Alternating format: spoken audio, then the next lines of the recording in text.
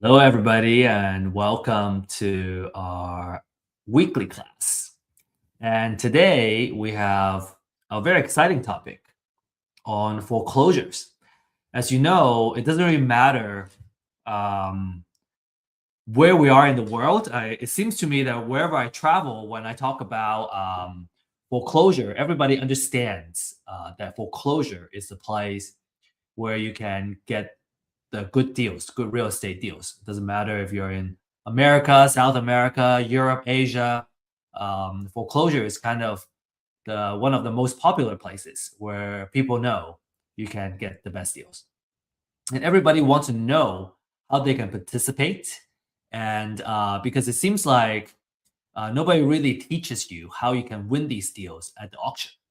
And today we're going to share some of these tips and secrets so you can be well prepared to win some of the deals for your next foreclosure auction. And indeed, the foreclosure auction is a great place to get good deals. Typically you get a 50 to 75% off of the market value. And so you can get a lot of lucrative deals at the auctions. In fact, I know some hedge funds actually specialize in buying at foreclosure auctions. And when you're buying at 50 to 75% of market value, you are already in the money, right? It's what we call you're in the money when you buy the property. So you stand to make a good profit. Now let's take a look at this video that I took recently at a foreclosure auction just a few months ago.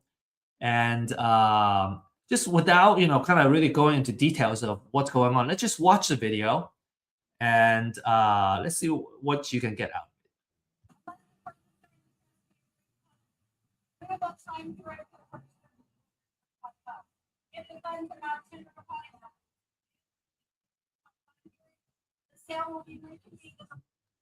Okay, so that's basically it. I'm gonna cut it out. We're gonna go back to the beginning of the video here. Now, on the surface level, right? This is what's going on. Number one, it's quite loud and it's hard to hear the person that's talking. This lady. The second thing is that it's a little bit chaotic, but there is order to this chaos, right? So everyone seems to know what they're doing. And there's actually a lot more going on, as you can kind of see, kind of further into, kind of beyond this group of folks. There's more people over there. So what's going on, right? There's a lot of stuff going on. And at the end of this class, right, after we go over these top 10 tips, we're gonna revisit this video, and you're gonna be able to see and kind of break down everything that's going on in this video and what everyone's doing. All right, so sounds like a good deal. And then another kind of natural question is, within, being a part of this foreclosure auction, how do I win these deals? And what are some of the risks and how can I minimize the risk, right? So we want to be very cognizant of the risk that we'll be getting into if we participate in these auctions. And our promise to you is that at the end of this webinar, you'll understand how you can win deals while minimizing your risk, right? There are things you can do to minimize the risk. And this class is for new investors that are looking for knowledge to get started, right? Start buying properties. Or if you're an experienced investor and you're not familiar with foreclosure auctions, this would be a good place too.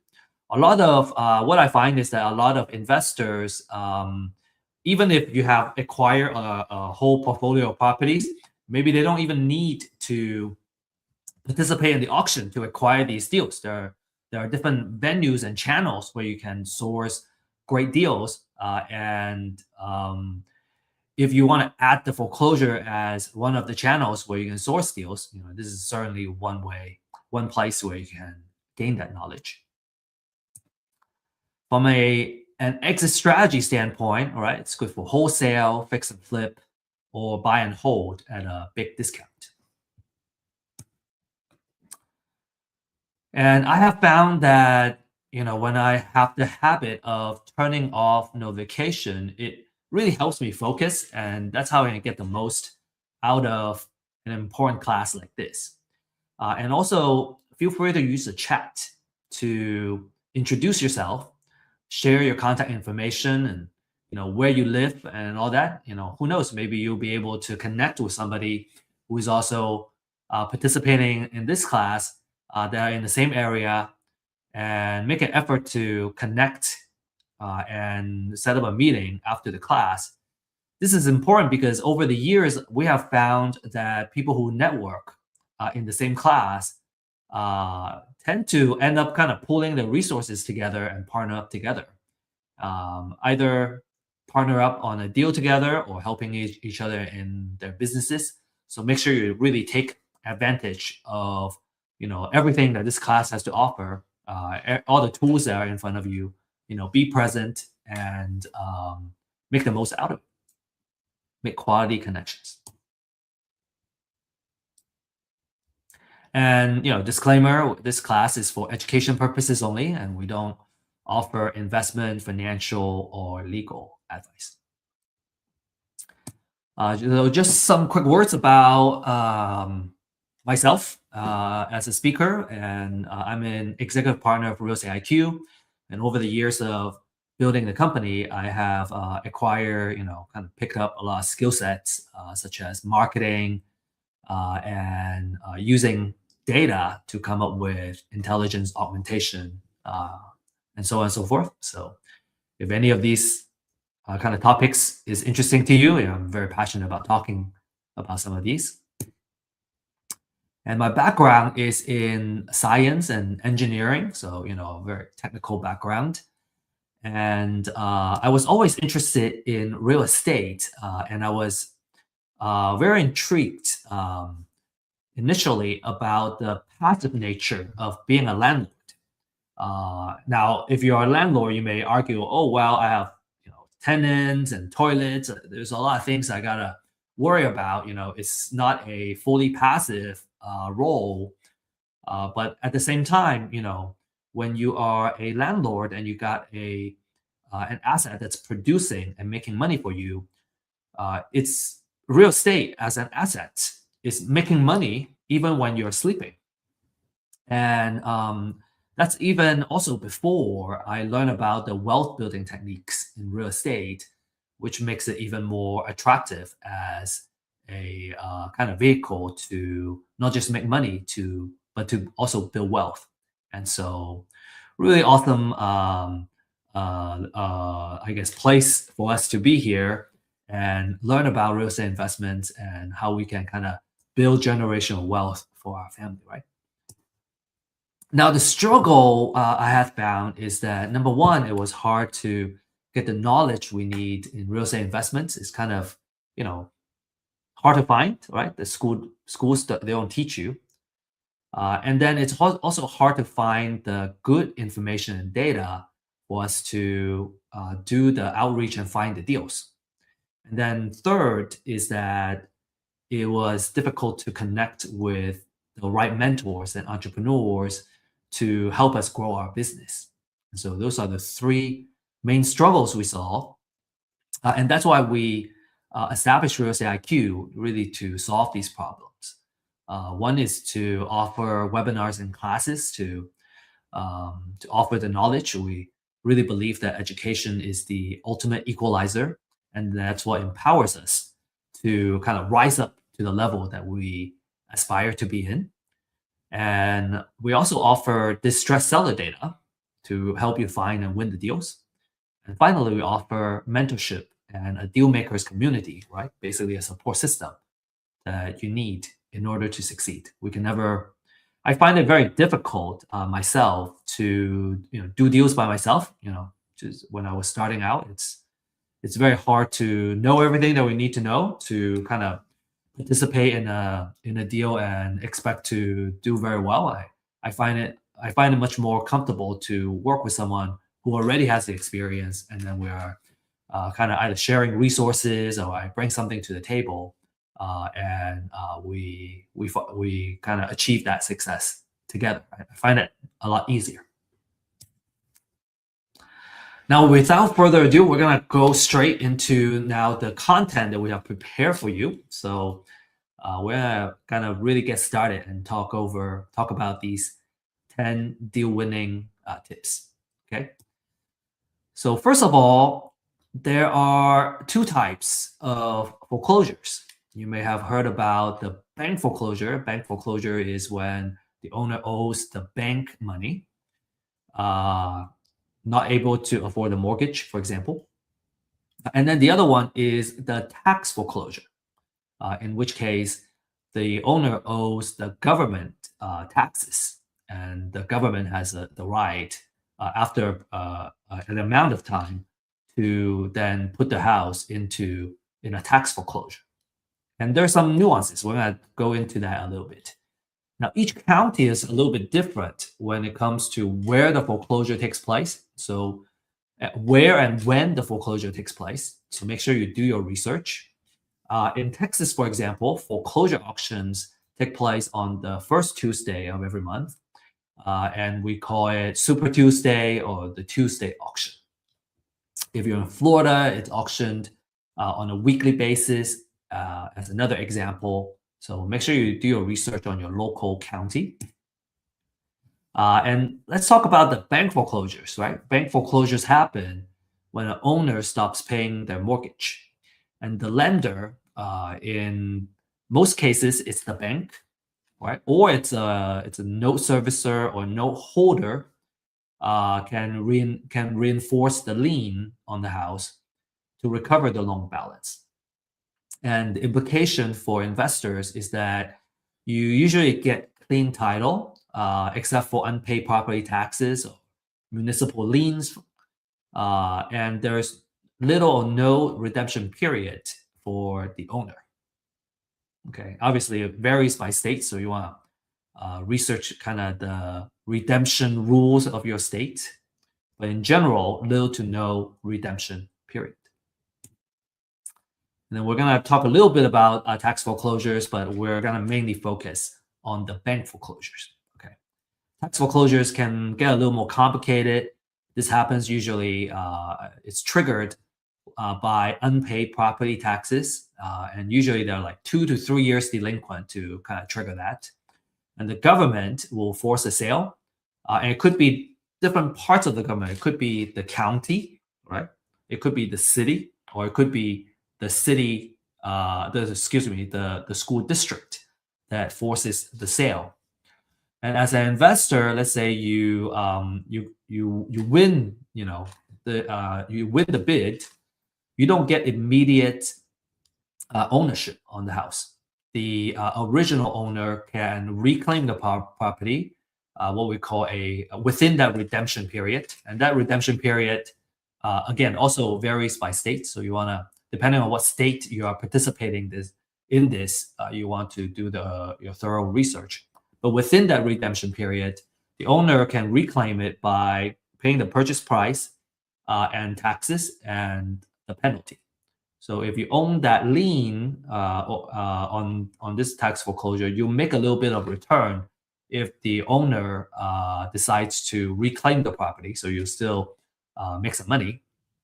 But if you're mainly focused on acquiring a property for investment purposes, then you typically don't want to renovate the house until after the redemption period. So you want to be careful of that. Essentially, you're buying a redeemable deed and not the final title during the tax foreclosure. So pay a lot of attention to the redemption period when you participate in the tax foreclosures. And we prepared a side-by-side comparison between bank foreclosures and tax foreclosures. And you can take a look at, maybe take a screenshot of this slide. Now, for the purpose of this class, we're going to focus more on the bank foreclosures because the title side is a little bit easier, and most folks are more familiar with bank foreclosures and are more interested in bank foreclosures. Tax foreclosure is more or less a specialty within the real estate investment world, and if you're interested in tax foreclosures, it can be very lucrative as well. In fact, I I know some folks have done very well with tax foreclosures. And if you're really interested in that, I suggest that you seek out the right classes and education to really go deep in that before you really start participating in these tax foreclosures. Right? Really know what you're getting into, understand all that, understand the risk and the process and the know-how, right, before you jump into it. Anyway, bank foreclosure is what we're going to focus on here. Now, the second tip is that in order to bid, you need to first register as a bidder. Okay, so you don't just show up and then you go, oh, I'm gonna bid on the house on the property on the house. You need to register first. Okay, in order to bid.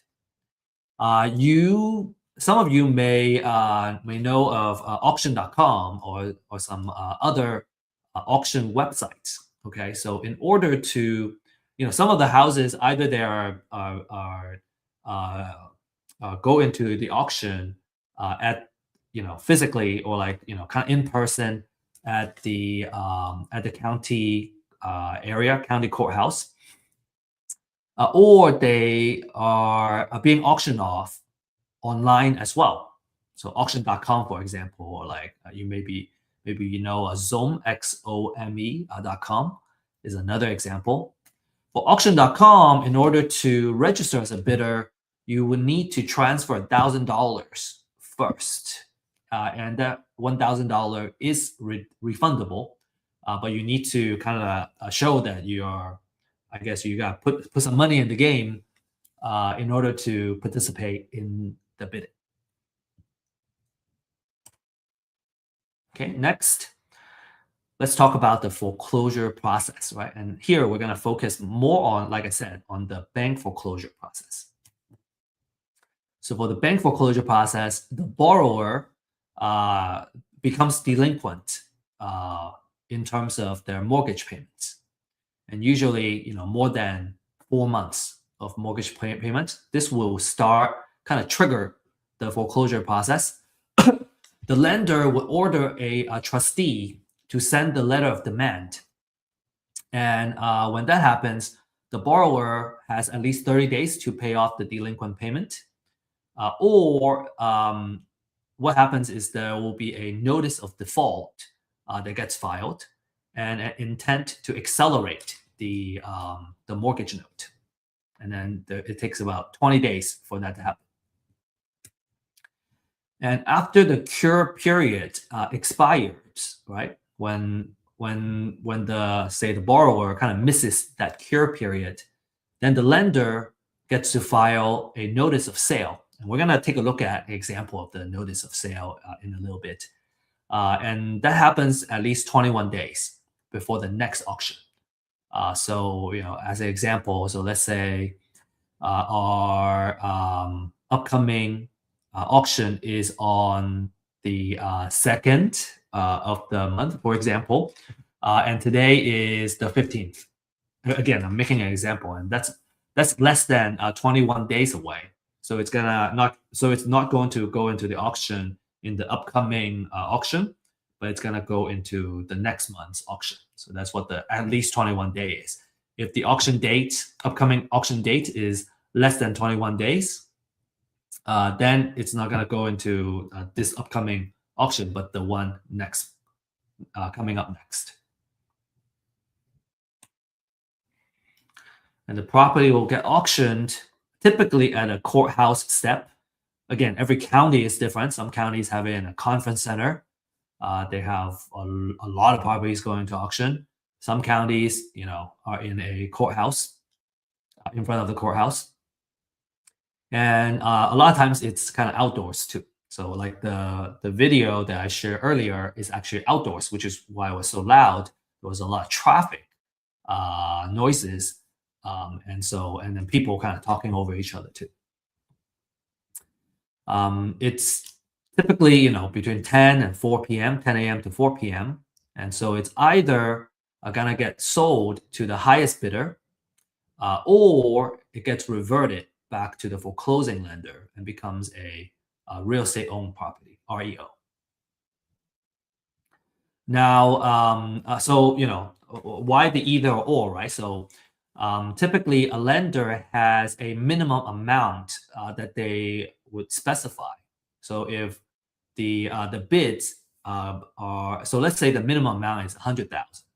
If all the bids are under that $100,000, then the property is gonna revert and go back to the lender. But if the bids go above that minimum, in this case, 100,000, let's say the bid went up to 120,000 to the of the highest bidder, then the house is going to go to the bidder that bids 120,000 because it's already above that minimum amount specified by the lender. Okay, and if you have questions, if I didn't explain a particular concept very clearly, feel free to post your questions on the chat, and we can discuss more after, and we can discuss your questions. Okay, number 4, we gotta know how to find properties going into the auction. This is public data, public information, but it's not easy to find, right? The information is not easy to find. So we're gonna, share with you how you can find this information. Okay, so what you want to do is to Google, and you can either Google, the name of your county, notice of sale, or the name of your county, foreclosures. And usually it will pull up the right link. Some counties may be a little bit harder to find, but if you just dig in a little bit further, you should be able to find the right website and find kind of figure out where you can find these foreclosure notices. You can also find it at the courthouse. It gets posted in front of the courthouse as well, and it'll be kind of on paper. You have to flip through all of them and maybe take pictures of them. If you can find them online, well, they're going to be digitized, and it's going to be a lot easier to locate the information that you need. So a notice of sale looks like this. This is an example of a notice of trustee sale. You get the foreclosure date here. What time, right? This one says it's between 10 and 4 o'clock. Beginning not earlier than 1 p.m. and not later than 3 hours later. So actually, it's between 1 and 4 p.m. Right? So if you want this particular house, you want to show up between 1 and 4 o'clock. You don't have to be there for 6 hours. That's good. That's good news. And then you have about 3 hours there, and you got to figure out who the trustee is and all that stuff from here. And then you get the property address, the legal description, and everything. So a lot of information are on this notice of sale.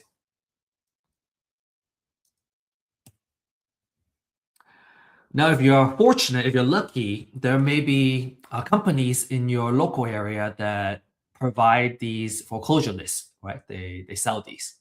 If that is the case, then the question is, should you pull the information yourself, or should you buy, right? Do we DIY or do we buy? Here are the kind of average monthly filings in different metro area. And if you're in a metro that are not listed here, we can cover those as well. We have a service called customized lease binding services that we go into the metro that you request, and we can pull this information for you. We can mine this information. Now, as you can see, we're talking about hundreds at least, right? For a lot of these metro area, up to 1,000, couple thousand for the bigger metro. And so there are so many filings that it's usually not recommended to do it by yourself. It just takes too much work. It takes too much time.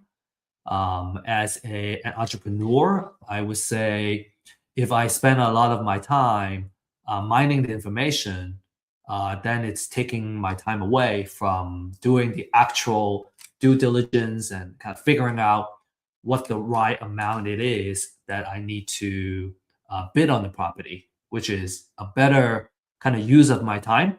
All of doing this is kind of, low value labor work. It's much easier to outsource it.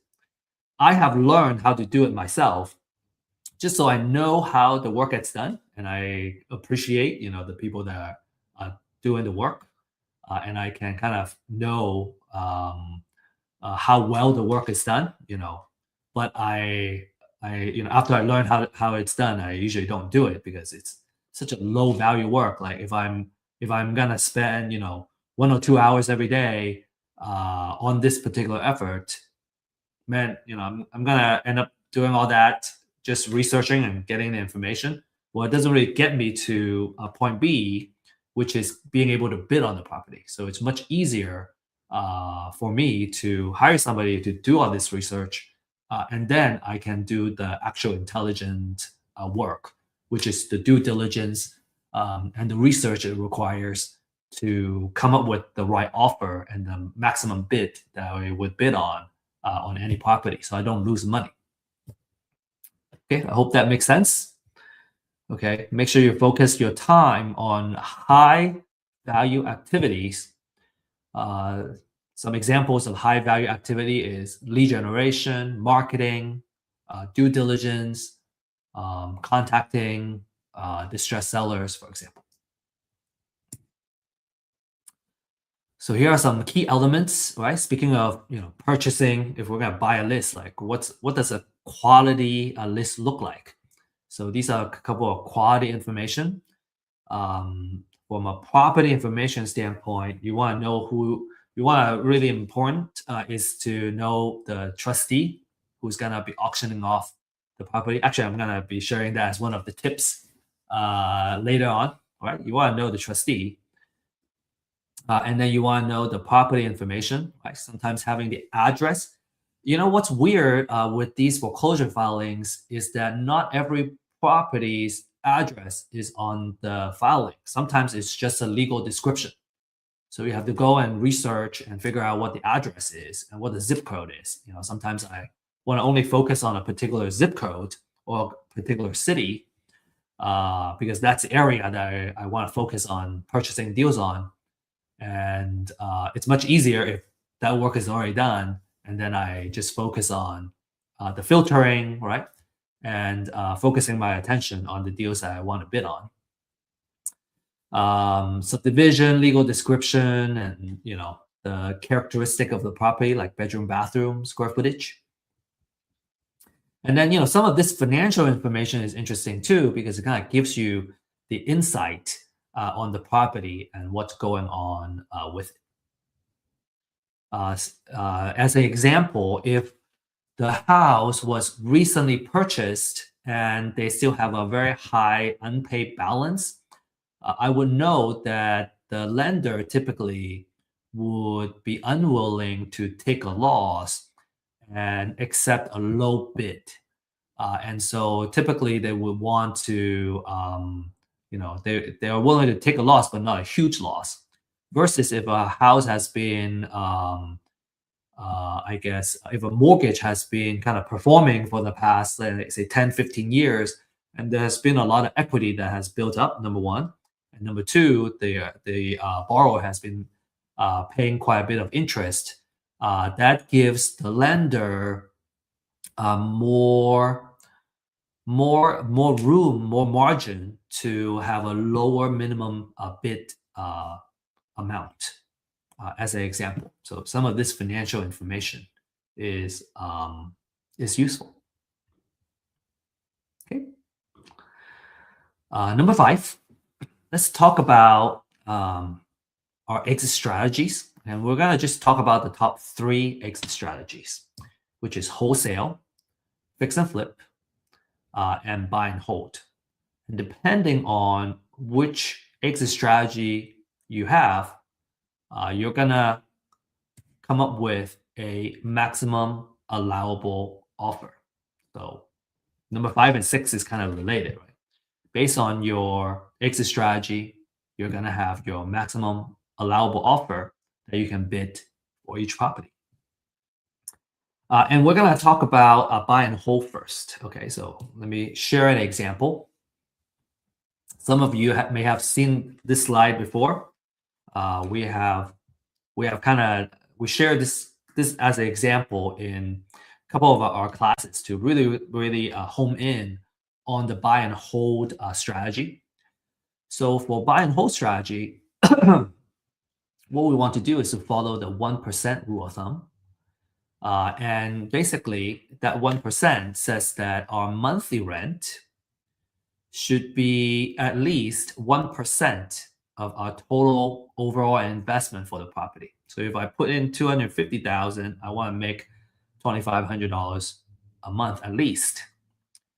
Now, the way we do that is we want to come up with an estimated rent, and that's by doing a comparative market analysis, right? So I want to know in the area how much the rent is going for in that typical area. So let's say it's giving me 2,500 a month right now.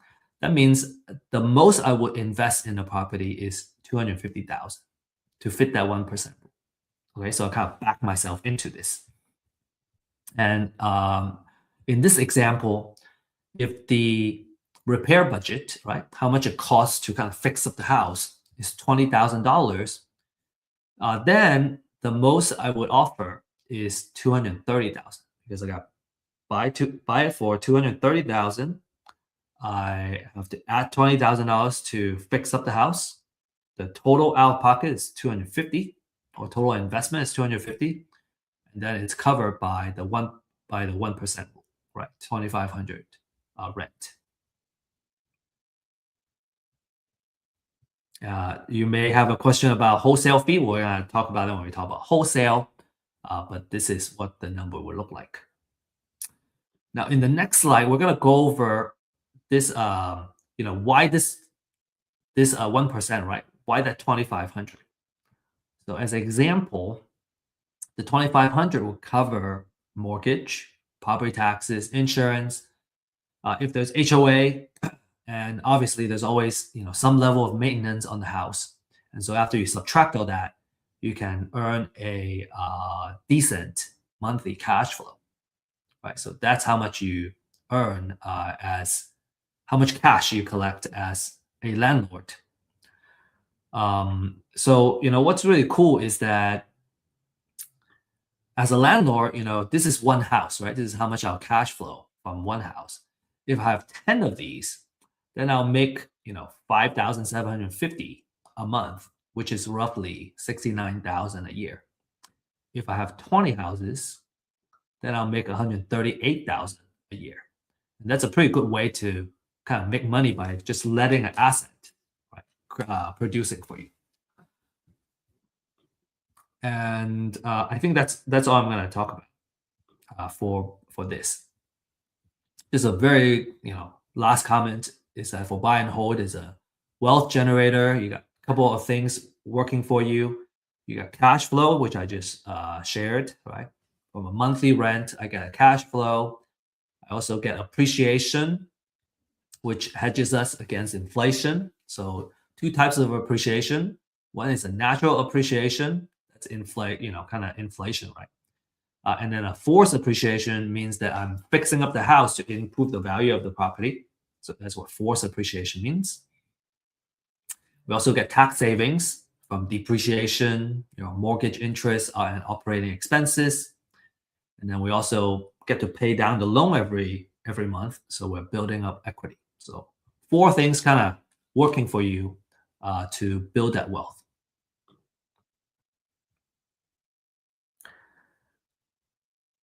Next, let's talk about fix and flip, right? That's a 70% rule of thumb. And let's talk about how to apply it to fix and flip deals. So in this example, let's say the after repair value is 500,000. So what that is I gotta run a comparative market analysis, right? Which is figuring out how much the houses around me are selling for in their kind of pristine condition. And let's say in this case, all these houses are telling me that you can sell it for 500,000. Then we do the 70% rule, multiply this by 70%, then we get 350,000. And then if we subtract the repair budget, then we get our distress offer. So again, to kind of go back from the bottom up is that we buy at 280,000, we put $70,000 in it, so the total amount invested is 350,000. Then that's the 70% of what the after repair value is.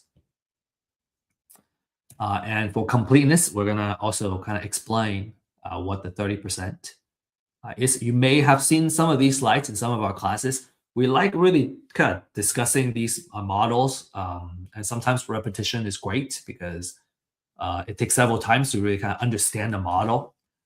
And so, so again, if you have seen these slides, you feel free to skip it if you would like, or just kind of keep listening to it, and because maybe just hearing it several times is gonna, I guess, improve the understanding of these different kind of models and how we come up with this offer. Because the maximum allowable offer as a concept is one of the most important things in real estate investment. It makes sure that you don't lose money, right? By understanding how the money work, how the numbers work.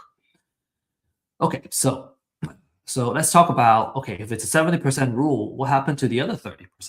All right, so we're going to talk about that 30%, okay? And which part is actually our profit?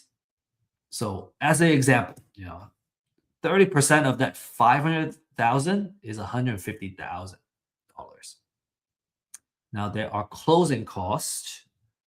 When we're fixing up the house, we have holding cost and maintenance, right? There is utility fees, right? Utility bills. You have there's a HOA. You gotta pay HOA. You gotta pay taxes. So all kinds of money that you gotta pay to hold the property. And then closing costs includes agent commission and title insurance. Another holding cost is home insurance while you're holding the property. And then you have financial costs, right? So usually when you're buying a property for fix and flip, you are leveraging. You use some kind of hard money or private money leverage.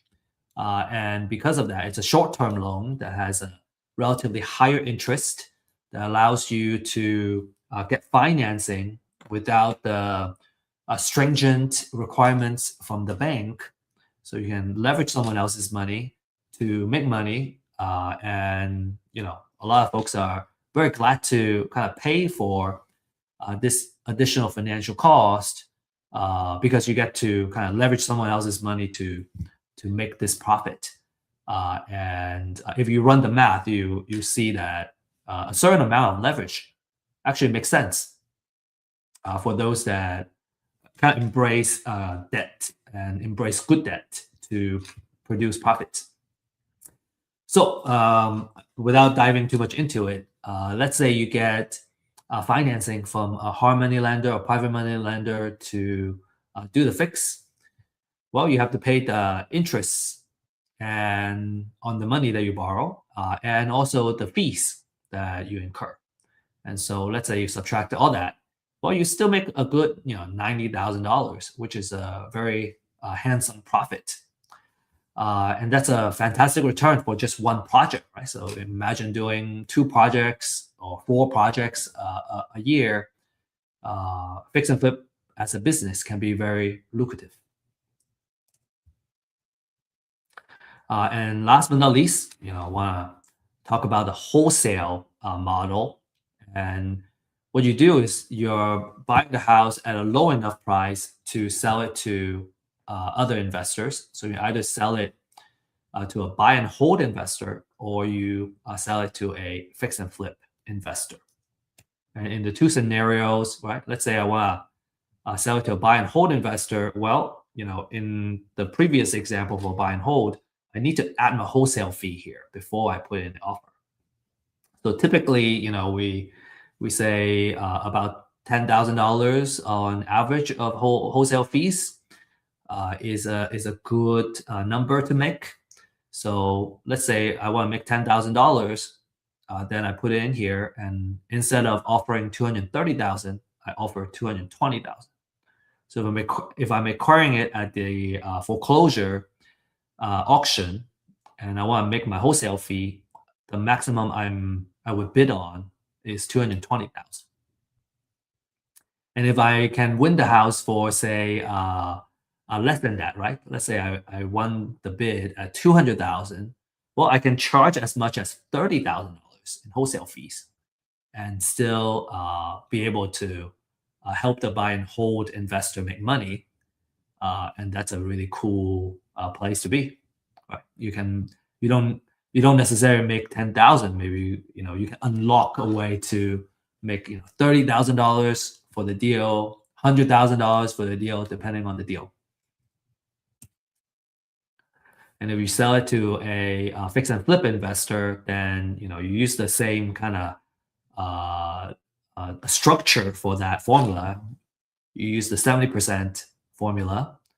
And let's say in this case, I want to make $20,000 in my wholesale fee. Well, then in that case, the maximum I would bid is 260,000. Or again, if I won this deal at 200,000, well, then I can make a wholesale fee of $80,000, and the fix and flip investor can still profit, and they don't mind. They will still appreciate a good deal. And so as a wholesaler, you can see that you might be able to kind of make a lot of money on one deal if you acquire it at a low enough price. Cool. I hope that makes sense. Again, if you have questions, feel free to ask questions.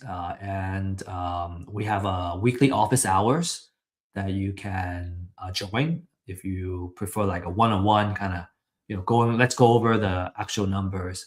Now, another thing I want to kind of share with you is that these numbers are kind of idealized numbers, right? In real life, it's not that pretty and all well-rounded. And there are some fees here and there, right? That changes the actual number. And so in a real life case, you may see that the numbers may look slightly different. And that's natural. We're just trying to kind of simplify the concept into something that's easy to understand. And in a real life case, based on the different kind of fees and what the situation is, what the interest rate currently is, and so on and so forth, the actual number is going to be different.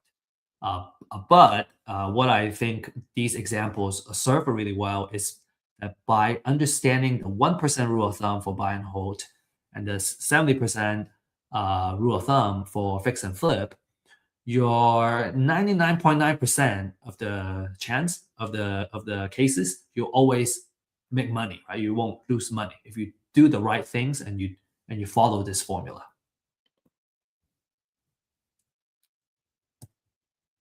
All right. I think we spent enough time on the maximum allowable offer. So we're going to talk about number 7, okay? Got to do your real estate valuation. So that's another big fundamental skill set for a real estate investor is being able to do a really good, high fidelity real estate valuation. And there are 2 important numbers that you want to get really good at doing. And it's usually it's the same process, right? Using real market data to come up with number 1, after repair value, right? That's what we need for a kind of fix and flip number. And you got to know the market rent, which is good for buy and hold. And usually when I kind of evaluate a deal, I kind of always like to look at both of these numbers because it will tell me which exit strategy works best and which strategy, if it's flexible, right? If both strategies work, that's gonna tell me, hey, this is a really awesome deal, and maybe one or the other numbers work better. One or the other exit strategy works better. Then it will also kind of tell us, okay, this is the way to go. Another maybe a little more advanced items is that in addition to market rent, there's also short-term rental or like mid-term rental or co-living model, right? So you can potentially create more cash flow as a than a market rent. When we talk about market rent, we're looking at long-term rental, long-term rent. We're not going to talk about all these kind of short-term rental and potential higher cash flow scenario. In this case, really it's because when you're running a short-term rental, you're kind of running an accommodation, a hospitality business, and when you are doing long-term rental, you can very easily outsource it to a property manager, and you have really good occupancy usually instead of a short-term rental. It's you have occupancy type of a situation or occupancy kind of factor they gotta factor in. So to kind of keep things a little more organized, right? We're gonna focus more on the long-term rental. And for real estate valuation, what's important is to run a comparative market analysis, or what we call a CMA. So looking at the market, right? All the comparables that are on the market, how much do they sell for? How much do they sell for? That's going to give me the ARV, after repair value. How much do they rent for? It's going to give me the market rent. And we're going to just talk a little bit briefly about best approaches to CMA. So best approaches to CMA is these couple of things to kind of set up the parameter, right, on which ones are comparable, right? The keyword is comparable for a CMA. You want to know, you want to look at the distance, right? How far? If it's too far away, maybe it's not comp anymore.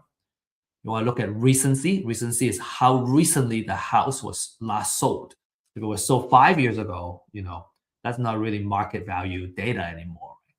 You want it to be as close as possible. Ideally, the last 30 days, the last 90 days would be really good, because the real estate value and real estate prices is seasonal. So the more recent, the better. Typically 90 days. You want to look at square footage, right? A small house, a cottage, and a big mansion. Completely different type of valuation. A year built, right? Obviously, a new house and a house that was built in 1920s. Completely different material, age and all that stuff. So you want to be kind of similar. And then ideally, you want the houses to be in the same subdivision, because they tend to be in built by the same or similar builders, and they're true comparables. So some rule of thumb, and these are just kind of guidance. We put 1 mile for distance. Ideally, it's actually a quarter mile if possible. Recency, at most 360 days, but ideally 90 days. Square footage is plus and minus 20% of the house that we're trying to evaluate. So if the house is say 2,000 square feet, then you're gonna go. You want to pick out the comparables that are 1,600, between 1,600 and 2,400, which is within that plus minus 20% of 2,000. And then year built, as an example, let's say it was built in year 2000. You go from 1990 to 2010. And then you try to choose the same subdivision if possible. Then you're going to choose the best 3 to 4 comparables as the basis to come up with your valuation for the ARV, after repair value, and also for the market rent. So so I guess, maybe just to elaborate a little bit more, for after repair value, I'm looking for sold prices for the houses that have been sold in the area. For market rent, I'm looking for leased prices for the houses that have been leased in the area. Okay, let's move on. Number 8, you gotta know how to minimize your risk. 3 key questions that you need to answer. Okay, number 1, is the house is still there? If there are times where the house goes into a bank foreclosure, tax foreclosure, but actually there's no house there anymore. It's just a plot of land. And if you're bidding on the property as if the house was still there, and you're bidding, you put down a big bid on the house, and there's no house, then you're gonna stand to make a big loss. Okay. The way to mitigate that risk is to hire someone to take photos for you. The market a price that I know of is that it's about $25 per property. You can hire someone to take a photo. So based on the photo, you can see the condition, or if the photo has no house, you know that there's no house there. The second one, what other liens are also on the house? Okay, so some key questions like, is the auction is it auctioning off the primary lien, or is it auctioning a secondary lien, right? Are there IRS liens and property tax liens, more senior liens on the property? So those are the things that you want to know, and you understand the seniority of the liens, so that you would know, if you end up, buying the property, is it now a clear title, or is there senior liens I got to pay off before I can take title to the house? As we mentioned, municipal liens, right? Tax liens, they are more senior than the bank foreclosure liens. So you want to make sure you do those properly. And the answer to that is called a title research. So the market is kind of going for, I think a title company would charge around $200 on the title research. We offer that title research service for $40 to $75. The reason is that we are really focusing on doing research for the purpose of bidding on foreclosures, and we're not going as steep in terms of going 30-year research on a property per se, because it's not needed for the purpose of foreclosure auctions. So we are pricing it at between 40 to 75 per research. And then number three, how much does it cost to fix the house? So if you have the photos, you can at least kind of see the exterior of what's needed to be done on the house. And this is something that you have to take a risk on, because you can't walk the house and come up with a rehab budget. And so you have to kind of really do some rough estimation on how much it would cost to fix up the house, because remember, the rehab budget is part of your formula for your maximum allowable offer. Okay, so those are the three main questions you really got to answer before you bid on the house. Okay, all right, number 9. We got to know which trustee will be auctioning the property. Because if you really want to participate in the auction of a property, you're going to need to know who the trustee is. Where are they? When they show up, you got to know where they are, because sometimes they just kind of show up, they start auctioning, and maybe there are some auctioneers that are very loud and kind of really try to get as many people to participate as possible. But some trustees, different style, they're just reading off of the disclaimers or whatnot. And you really need to know where they are, and when they show up, you better be there, so you don't miss the chance of bidding on the property. Okay, so that's very important. You want to know what time frame they're gonna get bidded. The property is gonna be auctioning, and who the trustee is, and kind of when they show up, you gotta be there. And number 10, you want to have cashier's check ready, and get them ready and bring them with you. Experienced foreclosure bidders usually come with cashier's checks in different denominations. Okay, they have 50K, 30K, 20K, 10K. I think at least 10K, right? Let's say you have a lot. You still want to have, at most a 10K denomination. As an example, let's say you only have $100,000 in the cashier's check, and the property that you want to bid on turned out to be 70,000. Well, because you don't have, you can't break it up. You have to give them the 100K cashier's check. Well, now you have an extra $30,000, which is the difference.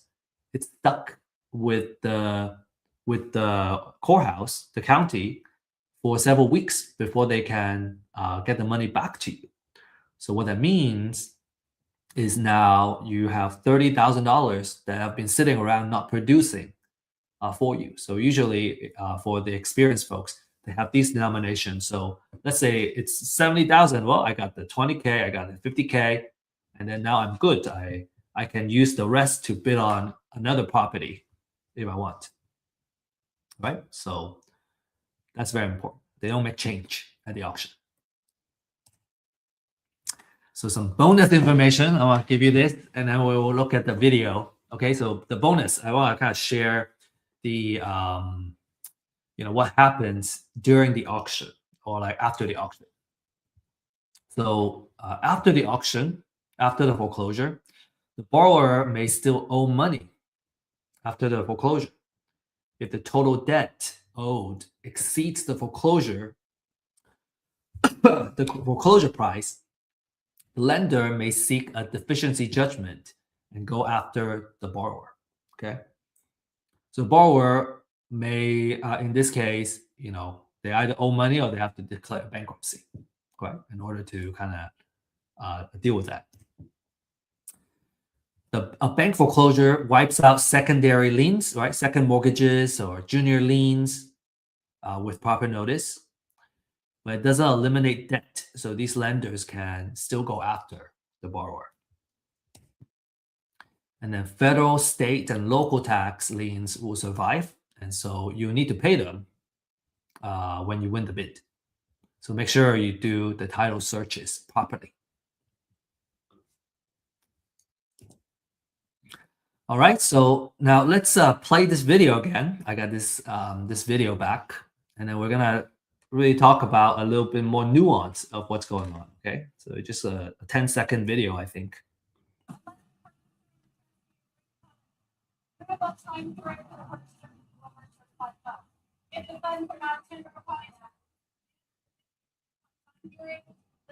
Okay, so this is what's going on. This lady is announcing disclaimers before she starts auctioning the property, and she has a stack. She actually has, this I guess a binder with different properties that she's auctioning off, and she's gonna read it off one by one as we go, and then the folks that are sitting on the other side, they're the ones that are gonna bid on the property if it's the right property that they want to bid on. You have this gentleman, Ryan, my friend, has a laptop, right? And he has a spreadsheet here with all the properties that he already did research on, and he knows exactly which deals he's going to bid on because he already did all the due diligence and everything that he needed. This lady, I also spoke with her afterwards. She has a paper version, and then she has highlighters and everything, right? And she's striking off the properties and kind of notating them as the auction happens. And then there's other folks that are also participating. So people come prepared, right? They did their homework already. They brought their printout or laptop, and they know how much they're gonna bid on the property. All that work is already done before the auction. So they're only going to the auction to bid on the property and basically trying their best to win a property or two or more during the auction. And the auction happens at different spots. You got this one, this spot here. You got a service link auction that's happening over here. And then in the back, you have auction.com. So there are a couple of spots. And then, obviously you also have individual trustees that are just kind of standing there. And once they kind of get started, people will kind of crowd over and try to kind of hear the best they could and making sure that they don't miss on the property they want to bid on.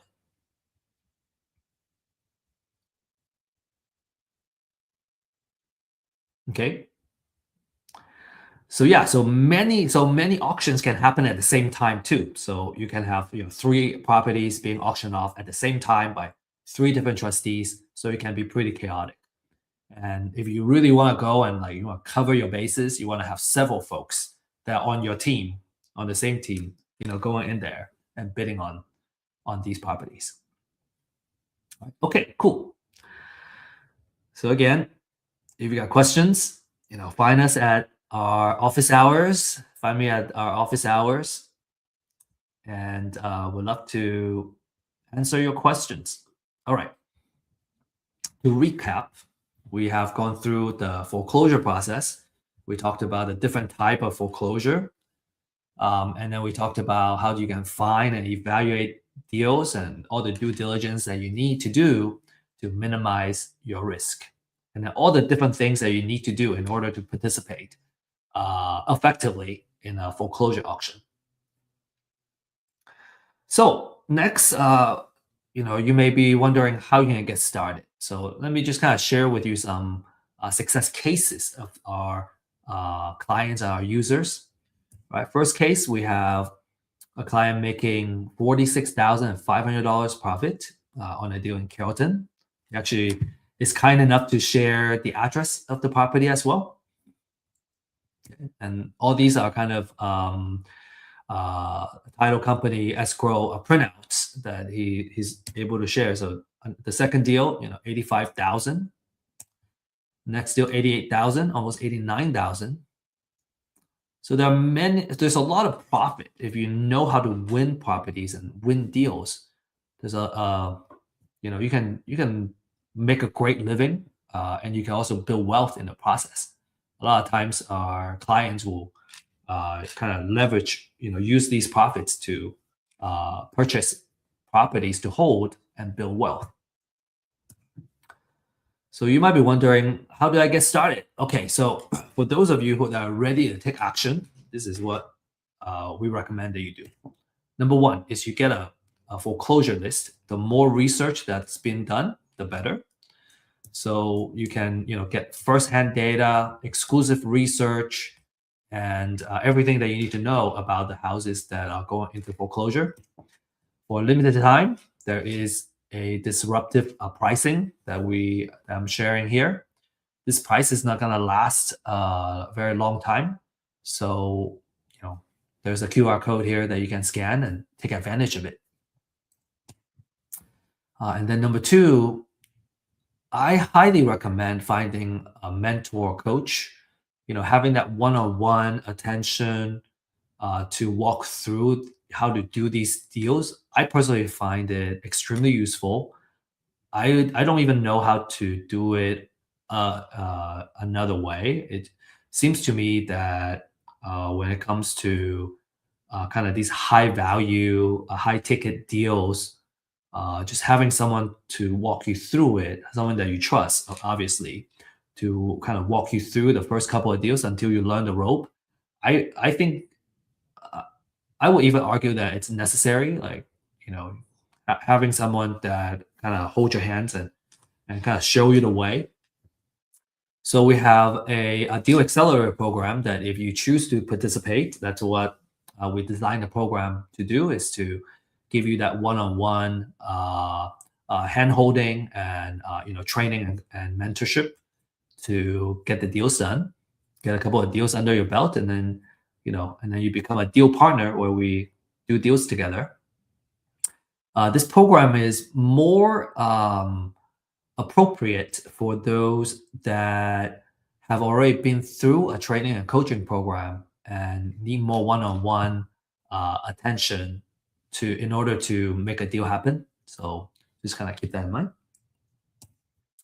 And then step number three, do your due diligence. Right, you gotta get photos, right? Do the comms and learn how to do a rehab budget, and then also title research. And as I mentioned, we offer title research services to help you economically, do the searches on any property that you choose to, and at a much more affordable price than a title company, for example. And then finally, when you're ready, go to the foreclosure auction and join the fun. We may see you there. Okay, before we end, share a couple more success stories here. Jordan, being a client for Real Estate IQ for in a month, he closed 2 deals and made $60,000. And Salvador, first deal, 30,000. And Ismail, consistently, getting deals and an average of 8,000 per deal, a total of 80,000 in the past 10 transactions. That's pretty good, right? Pretty good profit. So again, if you're ready to take action, you can scan this QR code to get started. Schedule a 30-minute in-depth consultation on what Real Estate IQ has to offer to help you find deals and win your first deal. And if you are not ready to kind of actively get started, but you want to continue to learn through seeing real cases and real deals, then you need to join our weekly Thursday program. This is at 11 a.m. Central Time. We kind of decided that was the best time because I think across the United States, doesn't matter what time zone you're in, that's a really good time to participate. This is a weekly live stream where we follow live deals that we're actively working on, right? We have a purpose of building a real estate portfolio in real life. And some of these deals we're actually offering to our community as well. But we're building this portfolio with a purpose of building wealth. And at first you can participate as an audience to kind of follow the deals and see how the deals are doing. We have about, I think, 10 deals right now that we're actively, in the process of working on or producing a cash flow. And one day, you're going to feel ready to actively participate. And you can either participate by bringing your own deal to our community, or you can work on the deals together with us as partners. So the deals is a big part of this live stream. We feel that by looking at real cases is where we learn the most and learn the fastest, right? Real cases instead of just talking about theory. And then we go over the market update that will impact the real estate investment world. For example, just recently we talked about a legislation change that's going to affect landlords, right? And that just became effective a week ago. And so, those are very helpful for investors that are actively doing business.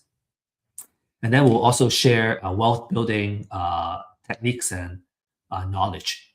So you can, leverage all this, right? The whole purpose of, real estate is using it to build our wealth and create generational wealth. And so we really hope that this Deal Makers live stream will continue to grow and really kind of bring great value to everybody that participate.